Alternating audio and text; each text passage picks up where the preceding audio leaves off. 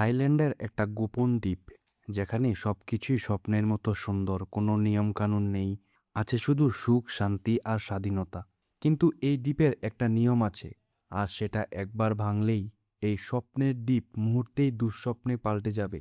দ্বীপটার রহস্য জানার চেষ্টা করতে গিয়ে একটা ছেলের জীবন পুরোপুরি বদলে যায়। হ্যালো, মিকা স্টুডিওতে আপনাকে স্বাগতম। আজকের মুভি দ্য বিচ। তাহলে চলুন একসাথে হারিয়ে যাই এক রহস্যময় দ্বীপে। ছবি শুরু হয় রিচার্ড নামের এই ছেলেটাকে দেখিয়ে। পৃথিবীতে তার আপন বলতে কেউ নেই, তাই সে দেশ বিদেশ ঘুরে নিজের জীবনটা উপভোগ করে। রিচার্ড এবার ব্যাংককে এসেছে ঘুরতে। ব্যাংককে আসার পর সারাদিন ঘোরাঘুরি করে সে বোরিং হয়ে যাচ্ছিল, তাই খোঁজাখুঁজি করতে গিয়ে সেখানকার কিছু মানুষের বুদ্ধিতে রিচার্ড স্নেক ব্লাড অর্থাৎ সাপের বিষ খেয়ে ফেলে। এটা এক ধরনের নেশা। ইন্দোনেশিয়া, থাইল্যান্ড, ব্যাংকক সহ অনেক দেশেই এই ধরনের নেশা করা হয়। ভাবা যায় দুনিয়াতে কত রকমের অদ্ভুত কার্যক্রম আছে। সাপের তাজা রক্ত খাওয়াও এটাও নাকি একটা নেশা। তো যাই হোক, সেদিন রাতে নেশা করে হোটেলে ফিরে আসার পর পাশের রুমে থাকা একটা মেয়ে কাপলের সাথে রিচার্ডের পরিচয় হয়। কিন্তু প্রথম দেখায় রিচার্ড ওই কাপলে থাকা মেয়েটার প্রেমে পড়ে যায়। রাতে যখন রিচার্ড রুমে শুয়েছিল, তখন তার পাশের রুমে থাকা কাপলটা খুব শক্তভাবে টি-20 খেলা শুরু করে দেয়। বুঝতেই পারছো কেমন খেলা। ছেলেটা এত জোরে ব্যাট করছিল যে মেয়েটার ফিল্ডিং দেওয়ার শব্দ রিচার্ডের রুম থেকেও শোনা যাচ্ছে। একা একা ঘুরতে আসার কারণে রিচার্ড অনেক বিরক্ত। সে শুয়ে শুয়ে ভাবতে থাকে, এত টাকা দিয়ে সাপের রক্ত খেয়ে আমি বালের অ্যাডভেঞ্চার করেছি, আসল মজা তো পাশের রুমের ওই ছেলেটা করছে। নেশার টাকা দিয়ে আমি যদি 4টা মেয়ে নিয়ে আসতাম তাহলে আরো বেশি মজা পাইতাম। রিচার্ড এসব ভাবতে ভাবতে ঘুমিয়ে যায়। তখন বাইরে একটা আধা পাগল লোক হোটেলের বারান্দায় অনেক জোরে হাঁটাহাঁটি করে। কিন্তু কয়েক সেকেন্ড পরেই পাগল লোকটাই রিচার্ডের জীবনের সবচেয়ে ভয়ঙ্কর অ্যাডভেঞ্চারের দরজা খুলে দিতে যাচ্ছে। পাগলটার ডাকাডাকির শব্দে রিচার্ডের ঘুম ভেঙে যায়। তখন ওই লোকটা রুমের দেয়ালের উপর দিয়ে রিচার্ডের রুমে মাথা ঢুকিয়ে কথা বলা শুরু করে। তখন পাগল লোকটা রিচার্ডকে বলে, এখানে একটা দ্বীপ আছে, যাকে স্বর্গ বললেও কম হবে, কিন্তু এই দ্বীপটার খোঁজ কেউ জানে না। এটা অপরূপ সৌন্দর্যের একটা জায়গা, যেখানে চারপাশে সাগরের পানি একদম নীল। তবে কিছু মানুষ তবে কিছু মানুষ সেখানে গিয়ে থাকা শুরু করেছে। ওই দ্বীপটার সৌন্দর্যের মায়ায় পড়ে তারা তাদের শহরের জীবনে আর কখনো ফিরে আসে না। তাহলে এবার ভেবে দেখো দ্বীপটা কত সুন্দর। কিন্তু লোকটার চোখের দিকে তাকালে মনে হচ্ছিল সে শুধু দ্বীপের সৌন্দর্যের গল্পই বলছে না, যেন কোনো ভয়ঙ্কর সত্যিও লুকিয়ে রাখছে। রিচার্ড লোকটার কোনো কথাই বিশ্বাস করে না, কারণ লোকটা নেশা করে রেখেছে। পরদিন রিচার্ড সকালে উঠে দেখে ওই পাগল লোকটা তার রুমের দরজার সামনে একটা ম্যাপ দিয়ে যায়, যার মধ্যে ওই দ্বীপটার লোকেশন আঁকা। এটা দেখে রিচার্ড খুশি হয়ে পাগলটা রুমে যেয়ে দেখে লোকটা মৃত অবস্থায় ফ্লোরে পড়ে আছে। সে হয়তো আত্মহত্যা করেছে বা কেউ তাকে খুন করেছে। এবং এখানেই রহস্যটা আরো গভীর হয়ে যায়, কারণ ম্যাপ দেওয়ার কয়েক ঘন্টার মধ্যেই লোকটার মৃত্যু হয়। পরে পুলিশ এসে রিচার্ডকে জিজ্ঞাসাবাদ করতে থাকে, কারণ লাশটা প্রথমে রিচার্ড দেখেছিল। পুলিশ তাকে ম্যাপের কথা কিছু জিজ্ঞাসা না করায় রিচার্ডও পুলিশকে আগবাড়িয়ে কিছু বলে না। হোটেলে ফিরে এসে রিচার্ড মনে মনে দ্বীপটায় যাওয়ার সিদ্ধান্ত নেয়। সে ভাবে দ্বীপটা আছে কিনা তার তো কোনো শিউর নেই, তাও একটু দেখি না চেষ্টা করে। যদি ভাগ্য ভালো থাকে তাহলে খুঁজে পেয়ে যাব। অ্যাডভেঞ্চার করার নেশায় সে ম্যাপটা দেখে দেখে ওই অজানা দ্বীপে যাওয়ার প্রস্তুতি নেয়। রিচার্ড তখন ভাবে একা গেলে বেশি মজা পাওয়া যাবে না, তাই সে তার পাশের রুমে থাকা কাপড়টা অর্থাৎ যাদের খেলাধুলার শব্দ রিচার্ড রুমে শুয়ে শুনতো আর হ্যান্ডেল মারতো, তাদেরকেও সাথে নেওয়ার চিন্তা করে। আসলে এটা হচ্ছে রিচার্ডের একটা প্ল্যান মেয়েটার সাথে বেশি টাইম কাটানোর জন্য। কাপড়টাকে ম্যাপটা দেখালে তখন তারাও রিচার্ডের সাথে যেতে রাজি হয়ে যায়। ছেলেটার নাম অ্যাটনি এবং মেয়েটার নাম ফ্রাঙ্কোজি। রিচার্ড সহ তারা 3জন মিলে সেই স্বর্গীয় দ্বীপের উদ্দেশ্যে রওনা দেয়। ম্যাপ দেখে দেখে এই অ্যাডভেঞ্চারের সকল প্ল্যান অ্যাটনি করেছিল। তারা 24 ঘন্টায় 500 মাইল পথ পাড়ি দিয়ে দ্বীপটা যাওয়ার অর্ধেক রাস্তা শেষ করে ফেলে। তখনও তারা বুঝতে পারেনি তাদের হাতে থাকা এই ম্যাপটা শুধু পথ দেখাচ্ছে না, তাদের এমন এক জায়গায় নিয়ে যাচ্ছে যেখান থেকে হয়তো ফিরে আসাও কঠিন। ওরা রাত্রে যেখানে ছিল সেই রিসোর্টে রিচার্ডের সাথে 2টা ছেলের পরিচয় হয়। তারা রিচার্ডকে সে দ্বীপটার কথা বলতে থাকে। তার মানে ওই ছেলেগুলো দ্বীপটার কথা জানতো। তারা বলে ওই দ্বীপটায় এমন একটা সুন্দর সমুদ্র সৈকত রয়েছে যেটার মধ্যে একদম সাদা পরিষ্কার বালু আর মুক্তার মতো জলজল করে পানি। অপূর্ব স্বর্গীয় সৌন্দর্যের সাথে নারিকেল গাছ, সবকিছু মিলে এক অসাধারণ দৃশ্য। কিন্তু দুঃখের ব্যাপার হচ্ছে কেউই জানে না যে দ্বীপটা কোথায় আছে। রিচার্ড তার নিজের সাথে থাকা ম্যাপটার কথা কিছুই বলে না, সে চুপচাপ ছেলেগুলোর কথা শুনতে থাকে। পরদিন সকালে রিসোর্ট থেকে চলে যাওয়ার আগে রিচার্ড সিদ্ধান্ত নেয় সে একটা ম্যাপের কপি ওই ছেলে দুটাকে দিয়ে যাবে, যেন তারাও সেই স্বর্গীয় দ্বীপে যেতে পারে। একটা কাগজে ম্যাপটা এঁকে তাদের দরজার নিচে রেখে রিচার্ড এখান থেকে চলে যায়। এই ছোট্ট সিদ্ধান্তটাই পরে কত বড় বিপদ ডেকে আনবে সেটা রিচার্ড কখনো কল্পনাও করতে পারেনি। অনেকটা পথ নৌকা দিয়ে চলার পর তারা তিনজন ওই স্বর্গীয় দ্বীপটার কাছে আরেকটা দ্বীপে নেমে যায়, কারণ নৌকা ভাড়া দিয়ে সামনে যাওয়ার মতো আর কোনো টাকা তাদের কাছে ছিল না। তাই তারা সিদ্ধান্ত নেয় এখান থেকে সাঁতার কেটে সাগরটা পাড়ি দিবে। প্ল্যান মোতাবেক 1 ঘন্টা সাঁতার কাটার পর তারা ওই দ্বীপটায় যেয়ে পৌঁছায়, কিন্তু একদম বিধ্বস্ত অবস্থায়। রিচার্ড তো পাড়ে গিয়ে বেহুশ হয়ে যায়।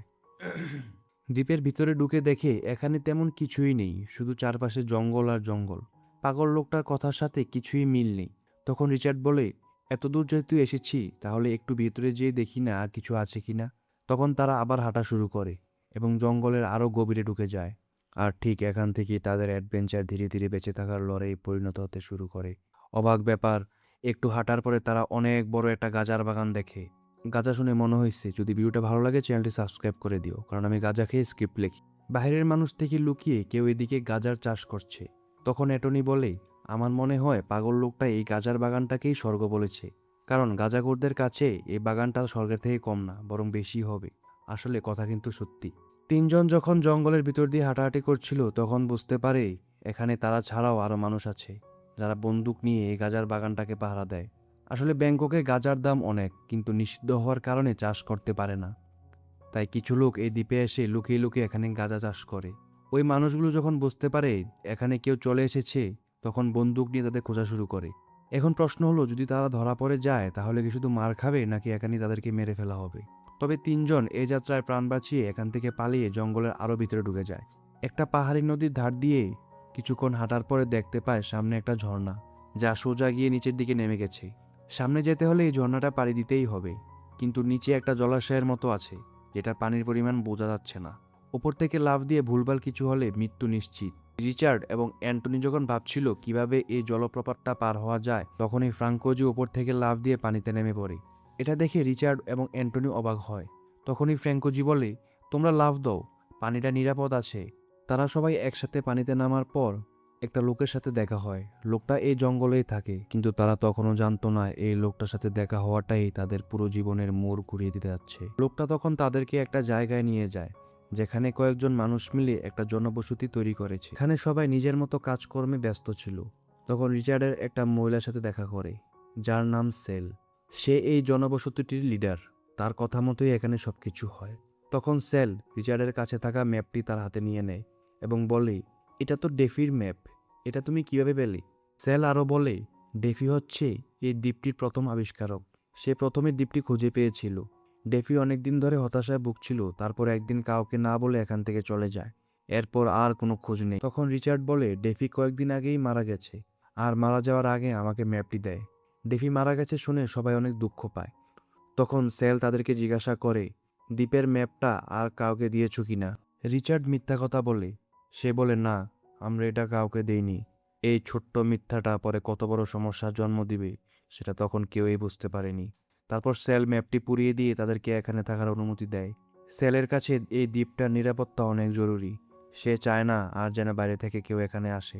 এরপরেই সেল এবং দ্বীপের বাকি লোকেরা রিচার্ডদেরকে নিয়ে দ্বীপটার সবথেকে সুন্দর জায়গা, যেটার কথা সেই পাগল লোকটা বলেছিল, সেই সমুদ্র সৈকতে যায়। এই জায়গাটা আসলেই অনেক বেশি সুন্দর ছিল, যেন কোনো শিল্পী তার রং তুলিতে এই ছবিটা এঁকেছে। এত সুন্দর জায়গা দেখে রিচার্ড এবং বাকি সবাই অনেক খুশি হয়ে যায়। এত সুন্দর জায়গাটা দেখার জন্যই তারা এত কষ্ট করে এখানে এসেছে। আর এখানেই প্রথমবারের মতো মনে হতে শুরু করে পাগল লোকটা হয়তো একটা মিথ্যাও বলেনি। এরপর তারা তিনজনই দ্বীপে থাকা শুরু করে দেয়। এই দ্বীপের বেশিরভাগ মানুষেরই কোনো পিছুটান নেই, কোনো আত্মীয় স্বজন নেই। তারা জীবনে শুধু অ্যাডভেঞ্চার উপভোগ করে আর একা থাকতে চায়। রিচার্ডদের এখানকার সবার সাথেই ভালো সম্পর্ক গড়ে উঠেছে। সারাদিন নিজেদের মতো খায় দায় ঘোরাঘুরি করে। তাদের কাজ বলতে শুধু মাছ শিকার করা। এখানে কেউ কারোর সাথে হিংসা করে না, মারামারি করে না। এই জায়গাটা আসলেই একদম স্বর্গের মতো। আর কারো টাকার অভাব হলে বাগান থেকে গাঁজা নিয়ে শহরে বিক্রি করে দিয়ে প্রয়োজনীয় জিনিসপত্র কিনে আনে। মাদক চাষিদের সাথে দ্বীপের লোকদের একটা চুক্তি হয়েছে, কেউ কারো কোনো ব্যাপারে নাক গলাবে না, কিছুই বলবে না। সবাই সবার মতো করে কাজ করে যাবে। সবকিছু এতটাই নিখুঁত লাগছিল যে মনে হচ্ছিল এই স্বর্গে কোনো সমস্যাই নেই। কিন্তু আসল সমস্যা তখনও শুরুই হয়নি। দ্বীপে থাকতে থাকতে একসময় রিচার্ড আর ফ্রাঙ্কোজির মধ্যে প্রেমের সম্পর্ক গড়ে ওঠে। তারা পানির নিচে গিয়েও ভালোবাসা শুরু করে দেয়। অবশ্য এই ব্যাপারটা অ্যান্টনি জানতে পারে এবং এই কারণে সে ফ্র্যাঙ্কোজির থেকে আলাদা হয়ে যায়। অ্যান্টনি চাচ্ছিল ফ্র্যাঙ্কোজি যেন সবসময় হ্যাপি থাকে। আর ফ্র্যাঙ্কোজি হ্যান্ডসাম ছেলে রিচার্ডকে দেখে অ্যান্টনিকে ধোকা দিয়ে দিল। এটাই হচ্ছে ভালোবাসা। ভালোবাসা কি মাকে চুত? তো যাই হোক, দ্বীপে একসময় প্রচণ্ড বৃষ্টি পড়া শুরু হয়। রিচার্ড এ দ্বীপে আসার পর প্রথমবার বৃষ্টি পেয়েছে। তবে চিন্তার বিষয় হচ্ছে বৃষ্টি হলে সাগরে নামা যায় না, কারণ তখন সাগরের স্রোত অনেক বেড়ে যায়, তাই মাছ ধরা কষ্টকর। আর এই দ্বীপে মাছ ছাড়া খাওয়ার মতো কিছুই নেই, তাই যতদিন বৃষ্টি হবে তাদেরকে এখানে না খেয়ে বসে থাকতে হবে। তখন বালপাকনা রিচার্ড সাহস করে একাই মাছ ধরতে চলে যায়। আর এই সিদ্ধান্তটাই তাকে কয়েক সেকেন্ডের জন্য মৃত্যুর মুখোমুখি দাঁড় করিয়ে দিতে চলছে। যখন সে মাছ ধরছিল, তখন হঠাৎ করে পাড়ে থাকা সবাই হাতের ইশারা দিয়ে চিৎকার করে বলতে থাকে উপরে উঠে আসার জন্য। আসলে কি হচ্ছে এখানে আর ওপর থেকে বা কি বলছে রিচার্ড কিছুই বুঝতে পারে না। তখনই সে দেখতে পায় একটা শার্ক তাকে অ্যাটাক করছে। সে সাঁতার কেটে পাড়ে যাওয়ার চেষ্টা করে, কিন্তু শার্কের সাথে পেরে ওঠে না। তাই রিচার্ড বুদ্ধি করে তার হাতে থাকা ছুরিটা শার্কটার পেটে ঢুকিয়ে দিয়ে মেরে এটাকে নিয়ে উপরে উঠে আসে। এই সাহসী কাজের জন্য সবাই রিচার্ডকে অনেক বাহবা দিতে থাকে। তবে শার্কটা ছোট বাচ্চা ছিল, তাই রিচার্ডও এই যাত্রায় প্রাণে বেঁচে যায়। কিন্তু সমুদ্র যেন আগেই একটা সতর্কবার্তা দিয়ে দিল। একদিন সেল সবাইকে জানায় যে তাদের খাবারের চালগুলো নষ্ট হয়ে গিয়েছে, তাই খাবার চাল আনার জন্য তার সাথে একজনকে শহরে যেতে হবে। কিন্তু কেউ শহরে যেতে রাজি ছিল না। তখন সেল বলে, রিচার্ড তুমি আমার সাথে যাবে। অনেকদিন পর রিচার্ড আবার শহরে জীবনে ফিরে এসেছে, কিন্তু সে এখানে একদমই মানাতে পারছিল না। রিচার্ড চাচ্ছিল তাড়াতাড়ি করে আবার দ্বীপে ফিরে যেতে। এই শহরের জীবন তার কাছে একটা বস্তি আবর্জনার মতো মনে হচ্ছিল। এখানে শুধু মারামারি, মানুষের চিল্লাচিল্লি, দূষণ, পলিউশন এসব ছাড়া আর কিছুই নেই। কেনাকাটা শেষ করে সেল আর রিচার্ড একটা ক্লাবে বসে বিয়ার খাচ্ছিল। তখন রিচার্ড যে ছেলেগুলোকে একটা ম্যাপ দিয়েছিল, তারা এসে রিচার্ডকে ধন্যবাদ দিতে থাকে। তারা বলে যে তোমার দেওয়া ম্যাপটা আমরা পেয়েছি এবং খুব দ্রুত আমরা সেখানে যাব। এবং ঠিক এই মুহূর্তে রিচার্ডের পুরনো মিথ্যাটা একদম সেলির সামনে ফিরে আসে। সেলি পাশে বসে সব কিছু শুনছিল এবং বুঝতে পারে যে রিচার্ড আরও মানুষকে ম্যাপটা দিয়েছিল। সেল তখন জিজ্ঞাসা করে, তুমি কি এই ছেলেগুলো ছাড়া আর কাউকে ম্যাপ দিয়েছ? রিচার্ড উত্তরে না বললে তখন সেল বলে, ঠিক আছে, তাহলে আর কাউকে এই কথা বলা দরকার নেই। তবে আমি তোমাকে এক শর্তে মাফ করব। আজকে তোমাকে আমার সাথে রাত কাটাতে হবে। যদি তুমি আমাকে খুশি করতে পারো তাহলে তোমাকে আমি মাফ করে দিব। তারপর সেই মধুর শর্তে রাজি হয়ে রিচার্ড সেলের সাথে রাত কাটায়। আমাকে এই শর্ত দিলে আমি বলতাম, হ্যাঁ আমি আরো 100 জনকে ম্যাপ দিয়েছি, আমার সাথে 100 দিন রাত কাটাও। পরদিন তারা সকল কেনাকাটা শেষ করে আবার দ্বীপে ফিরে সুন্দরভাবে দিন কাটাতে থাকে। দেখতে সবকিছু আবার স্বাভাবিক হয়ে গেল। দ্বীপের অন্ধকার দিকটা খুব শীঘ্রই সবার সামনে প্রকাশ পেতে চলছে। কিছুদিন পরে সে দ্বীপটায় এমন একটা জিনিস হয়েছিল যার পর থেকে রিচার্ড এই দ্বীপটার প্রতি আস্তে আস্তে একটা ঘৃণা জন্মাতে শুরু করে। সাগরে শিকার করতে যাওয়া 3জন মানুষের ওপর শার্ক আক্রমণ করে। শার্কের কামড়ে 2জন সাগরেই মারা যায় এবং একজনের অবস্থা এতটাই খারাপ হয়েছিল সে ব্যথায় আর থাকতে পারছিল না। তবুও সেল তাকে চিকিৎসা করার জন্য শহরে পাঠাতে রাজি হয় না। সেল বলে যে আমাদের কাছে এই দ্বীপের গোপনীয়তা অনেক বেশি গুরুত্বপূর্ণ। এখন তুমি যদি বাইরে চিকিৎসা করতে যেতে চাও তাহলে পুলিশ বা মানুষজন তোমাকে জিজ্ঞাসাবাদ করবে। তখন মানুষ এই দ্বীপটার ব্যাপারে জেনে গেলে আমরা আর এখানে থাকতে পারবো না, যা আমি হতে দিতে পারি না। এখানে থাকার তো কিছু নিয়মকানুন আছে যা তোমরা আগেই জানতে, তাই তোমাকে এখানেই চিকিৎসা নিতে হবে। হয় তুমি বাঁচবে, না হয় এখানেই মারা যাবে। এছাড়া আমাদের আর কিছু করার নেই। আর ঠিক এখান থেকে রিচার্ড বুঝতে শুরু করে এই তথাকথিত স্বর্গের মানুষগুলো আসলে কতটা নির্মম হতে পারে। রিচার্ড ভাবে, আসলেই কথা তো ঠিক, একটা জায়গায় থাকতে হলে কিছু নিয়মকানুন তো মানতেই হবে। লোকটা ব্যথায় সারাদিন কান্নাকাটি ও চিৎকার করতে থাকে, কিন্তু কেউ তাকে কোনো চিকিৎসা না করে উল্টা তার উপর বিরক্ত হচ্ছিল। সবাই চাচ্ছিল লোকটা যেন তাড়াতাড়ি মরে যায়। তাদের সাথে থাকতে থাকতে রিচার্ডও এমনটাই হয়ে গেছিল। এক সময় এই অসুস্থ লোকটার কান্নাকাটিতে বিরক্ত হয়ে দ্বীপের সবাই তাকে জঙ্গলের মাঝে ফেলে আসে। কিন্তু অ্যান্টনি এই ব্যাপারটা সহ্য করতে না পেরে সে অসুস্থ লোকটার সাথে থেকে যায় এবং সবাইকে গালাগালি করে বলতে থাকে, তোমরা এটা কিভাবে করতে পারো? তোমরা কি মানুষ নাকি পশু? কিন্তু সামনে এমন কিছু ঘটতে যাচ্ছে যার পর অ্যান্টনির এই রাগ খুব ছোট ব্যাপার মনে হবে। কিন্তু অসুস্থ লোকটাকে জঙ্গলে ফেলে দিয়ে আসার পর সবাই আবার হাসি খুশিভাবে নিজের জীবনে উপভোগ করতে শুরু করে দেয় এবং রিচার্ডও তাদের সাথে আনন্দে দিন কাটাতে থাকে। কিন্তু যতই সবকিছু স্বাভাবিক দেখাক না কেন, খুব শীঘ্রই রিচার্ড এমন একটা সত্য জানতে চলেছে যা তার পুরো দুনিয়াটাকেই বদলে দিবে। হঠাৎ একদিন সকালবেলা সেল রিচার্ডকে সাগর পাড়ে নিয়ে দেখায় যে লোকগুলোকে সে ম্যাপ দিয়েছিল তারা একদম দ্বীপের কাছাকাছি চলে এসেছে এবং তাদের কাছে একটা ম্যাপ আছে যেটা দেখে তারা এখানে চলে আসবে। কিন্তু সমস্যা হচ্ছে যে গাঁজা চাষ করেই লোকেরা বলে দিয়েছে এখানে আর কোনো নতুন মানুষকে তারা অ্যালাউ করবে না। বাহির থেকে আর কেউ আসলে তারা সবাইকে মেরে ফেলবে। তাই তুমি এখানে অপেক্ষা করবে ওই লোকগুলো আসার জন্য। তারা আসলে যেভাবেই হোক তাদের থেকে ম্যাপটা নিয়ে আগুনে পুড়ে ফেলবে। এটা তোমার কাজ। এর আগে তুমি বাসায় আসতে পারবে না। এই কথা বলে সেল রিচার্ডকে এখানে ফেলে চলে যায়। জঙ্গলে একা থাকার পর রিচার্ড বুঝতে পারে এতদিন যে মানুষগুলোর সাথে ছিল তারা সবাই খুব স্বার্থপর, নিজের স্বার্থ ছাড়া তারা কিছুই বোঝে না, খুবই নিষ্ঠুর মনের মানুষ তারা। এখান থেকেই তার স্বর্গ সম্পর্কে ধারণাটা ধীরে ধীরে ভেঙে পড়তে শুরু করে। কিন্তু এদিকে সমস্যা হচ্ছে, স্যাল যে রিচার্ডের সাথে রাত কাটিয়েছিল এসব কিছু সে ফ্র্যাঙ্কোজিকে বলে দিয়েছে।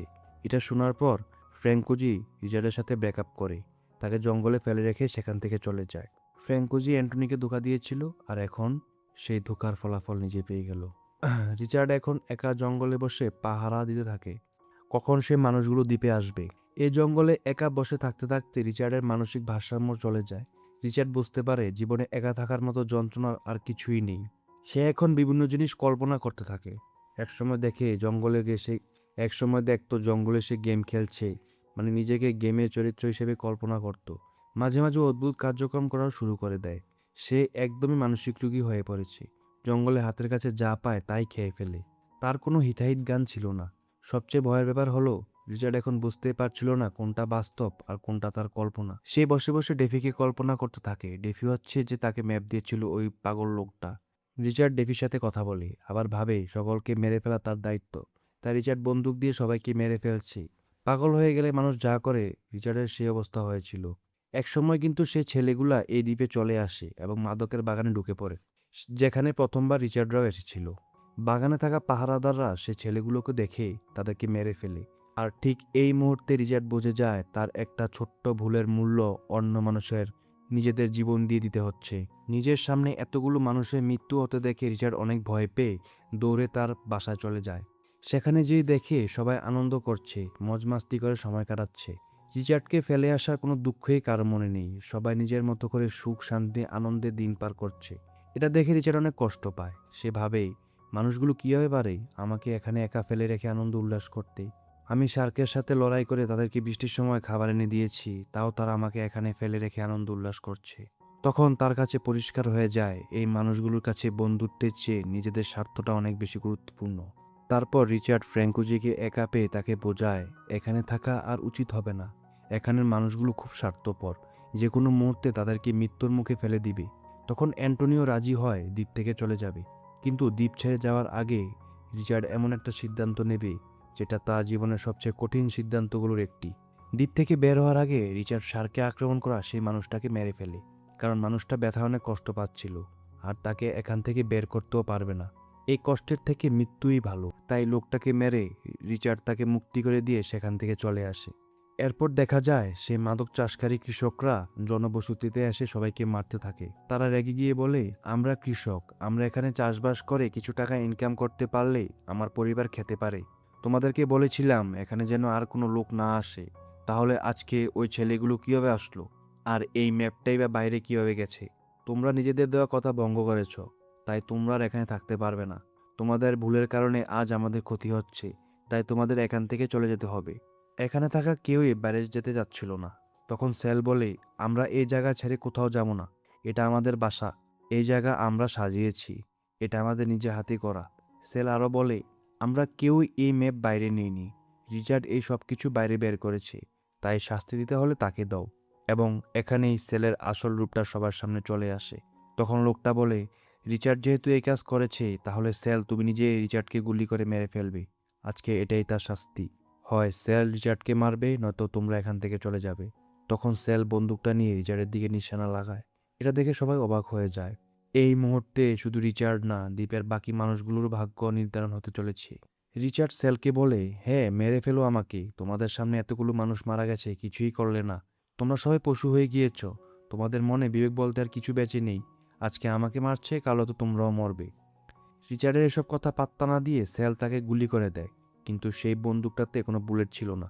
তাই রিচার্ড প্রাণে বেঁচে যায়, কারণ সে কৃষকটা সবাইকে দেখাতে চেয়েছিল তারা কতটা খারাপ হয়ে গিয়েছে। এবং স্যালের এই কর্মকাণ্ড দেখে দ্বীপে থাকা সকলের মধ্যে বিবেক ফিরে আসে। তারা বুঝতে পারে এখানে থাকলে তারাও একদিন না একদিন এভাবে কষ্ট যন্ত্রণা পেয়ে মারা যাবে।